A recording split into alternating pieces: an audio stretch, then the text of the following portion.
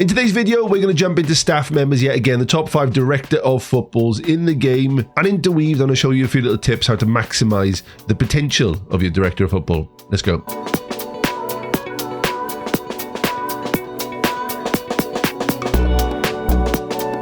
Gone are the days when the manager was the big man at the club. Nowadays, there are lots of senior management roles behind the scenes, and director of football is one of those. If you can picture the structure of a football club, the board is at the top. On one side is the coaching aspect, where the manager falls. In the middle is the recruitment, where the director of football falls. And then you've got the medical side, where you've got chief doctors and a wealth of physiotherapists. Now, a director of football, also known as a sporting director or sometimes technical director, is part of the senior management team at a football club. And transfers are usually their main remit. Their whole purpose is to talent spot, bring players in that the manager wishes to strengthen the team, or the board wishes in most cases, as well as spotting talent to put into the youth team and develop those. Now, some do have even more power. Some have the hiring and firing responsibilities for managers as well as staff, and they even take the long-term strategy of a football club under their wing. Believe it or not, there is a way to play director of football manager instead of football manager. Comment down below if you want a video on that. I'll show you what you need to do. But the day-to-day role of the director of football is that buffer between the manager and the board. That one will sit in between and kind of pacify them. If you want more detail, go and watch some of the All or Nothing documentaries on Amazon. They will show you some great behind-the-scenes footage. Like with Arsenal, you've got Edu, who sits in that board very nicely indeed. So there's your director of football role. Now we're going to look at 5 of the best ones you can pick up in Football Manager, and this isn't going to be the highest potential.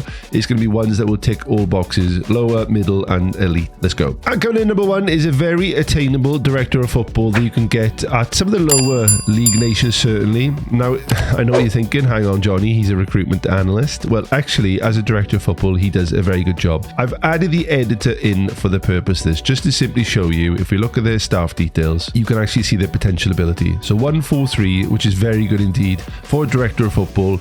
And what I like about this lad, he's got 4-2-3-1 as his main formation, which is very popular. Tactical style, fluid counter-attack, and he's got a lot of growth within you. Look at these stats exactly as you would a player. They're 12, 14 and 8 now, but they will grow in time. And look at his age, 24. The guy is an absolute baby. Sorry, Ruben, mate, but 24. Come on, mate. He's got a lot of potential to grow into that director of football role. So that's my first choice. Number 4 on the list is probably the one that I would choose out of the top 5. So Mattia Bodmer is director of football currently at Harvard AC. So you would have to pay a little bit of money to get him. But as a director of football, he's very nice indeed. Negotiating of 9, which is the lowest of the 3. Ability 14, potential 12. This guy is 39, which is still a baby in terms of the football scene. And the reason I choose him is simply because of this area here. The formations are the one that I tend to go for, the 4-3-3 and control possession and passing. This is everything that I love in terms of a style of play. So you'd like to think the players he's going to bring in, well, he certainly will. He'd be looking at these areas with a lot of knowledge. He's got complete scouting knowledge of France, which is always great. And if we take a look into his staff details, he's got a potential ability of 180. Incredible. So go and snap him up. Okay, number 3, I could say that his stats will pull me in, but let's be honest, is the sunglasses. Simone Lo Schiavo is without a doubt a very, very competent director of football. His starting stats are elite: 17 player ability, 17 player potential, and 14 negotiating. He ticks a lot of nice boxes. 2 formations this time, the 5-3-2 and the 4-3-3, but he's a bit more attacking, tick-attacker and an attacking mentality. He's got complete scouting knowledge of Italy. I would like to see some of these boys having more than one country, so maybe the following ones will certainly have that. And at the age of 36, Simone is going to develop as well. If you look at his staff details, he's currently 1-4-6, potential ability of 1-5-7. I really like this boy. He's currently chief scout at Salernitana, which aren't the biggest club in Italy by a long shot, so you can get him, and I would say he's definitely a Premier League director of football, so worthy member of the top 5. Then number 2 is by far and away the best director of football who is unemployed at the start of the game. This guy is talented beyond. So Michael Edwards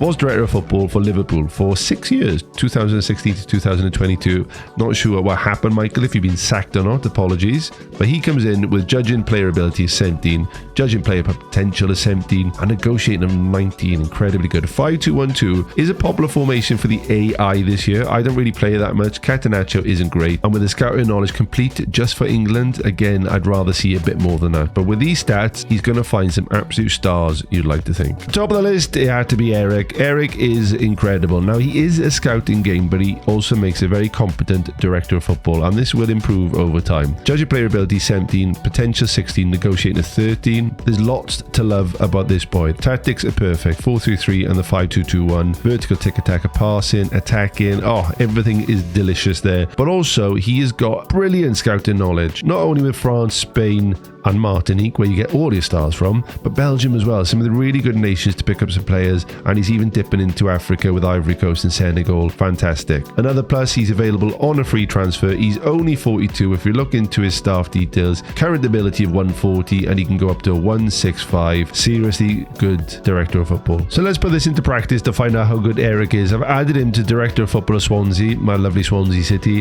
and we're going to find what players he would suggest. Now, if you've not done this before, you want to come down to transfers, click on Director of Football and go to Suggest Transfer Targets. From here, you can specify any areas you feel you need to improve. So if you look at centre midfielders on transfer, click on Suggest, he'll bring up these players for us. We can go into a wealth more. So if you wanted a midfielder on loan, click on Suggest, he's got another 3 for us. And finally, if you wanted a midfielder who's completely free, let's click on Suggest, he's got another 3.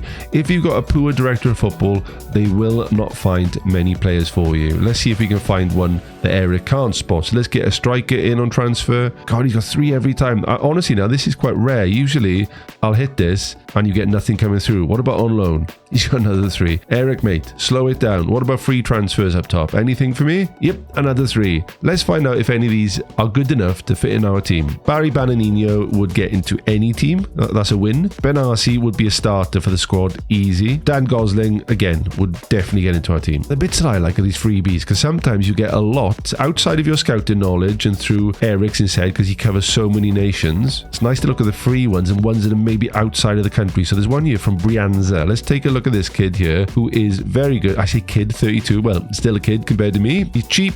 He's very good up top as a pressing forward or as a target man. I'd like him in my team indeed. Another one is Exposito from Slask. Let's take a look at him. Decent. Again, he would get into my team. And the final one on the list is Andre, who's come all the way from Brazil and everybody's sniffing around him. He could do a great job up top for us. Completely free. Fantastic. And this is the benefit of your director of football. It's not just getting them in because they've got good stats. They will find more players for you. And the final tip for you, if you do have a good director of football, what I would suggest is coming into staff, responsibilities, into transfers and contracts, and start delegating some of these finding players for the future. What I tend to do is ask those to go and find them for me, but I will finalize it, which you will find down here. Find and sign young players for the future. So delegate.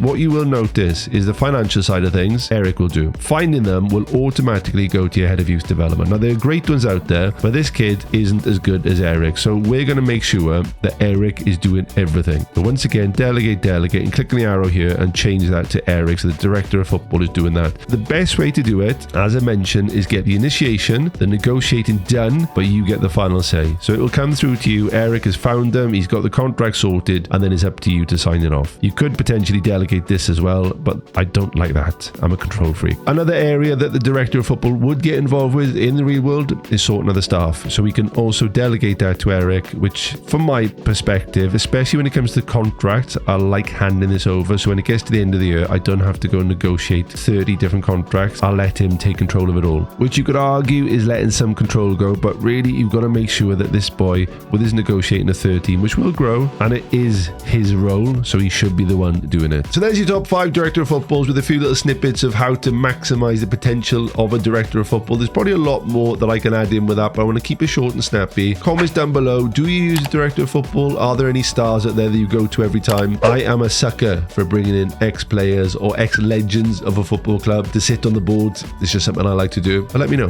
down below. And as always, thank you very much for watching. If you did enjoy this staff one, don't forget the ones we've done previously by here, and I'll catch you soon. Take care.